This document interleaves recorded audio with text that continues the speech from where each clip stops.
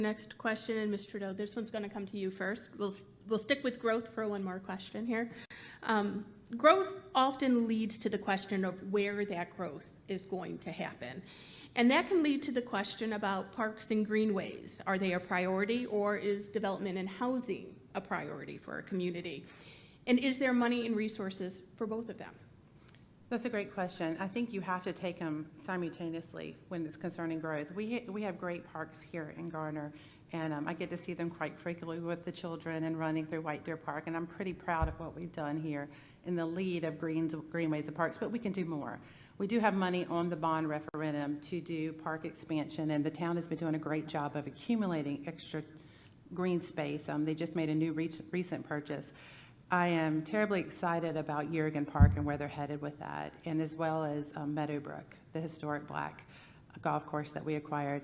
But the bond that we've set aside will start that development and get us in the right way. We definitely won't be able to complete everything with it, but it does put us in a position to begin. Okay. Ms. Behringer, same question to you. Parks are, you always get a check mark from the citizens when you mention parks. So a lot of things to consider here right away, as I said earlier, the climate in the world today. We're finding that both younger and older homeowners don't want the upkeep. They can't afford a bigger house or more land like they used to, but on top of that, they don't want to bother with the upkeep. They want a smaller footprint.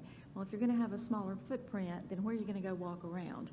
And so our parks give them that opportunity to go out and enjoy the trails, the bike trails, the walking trails, the tennis courts, the pickleball courts, events that are held in the park. So part of the bond referendum does take care of purchasing and upfitting those parks so that people have a place to go at a time when their housing situation doesn't allow them the space that they were used to in the past. Okay. Mr. Singleton. Yes, our parks and sidewalks and greenways are our second greatest amenity. Our greatest amenity are our people that live here. Parks, I've been working on parks since I first was elected in 1993.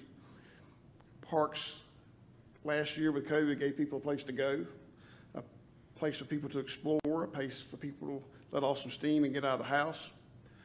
I've been a leader in looking for parkland.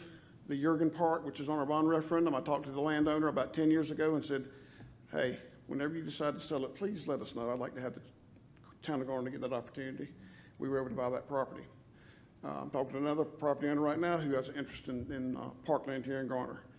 So the green dots, because of all our development, the green dots, we need green dots. Green dots are meadows and open spaces. And the more green dots we can acquire, is this fast, rapid pace that we're growing, the better off we'll be for the long term. Okay. We're going to move on to the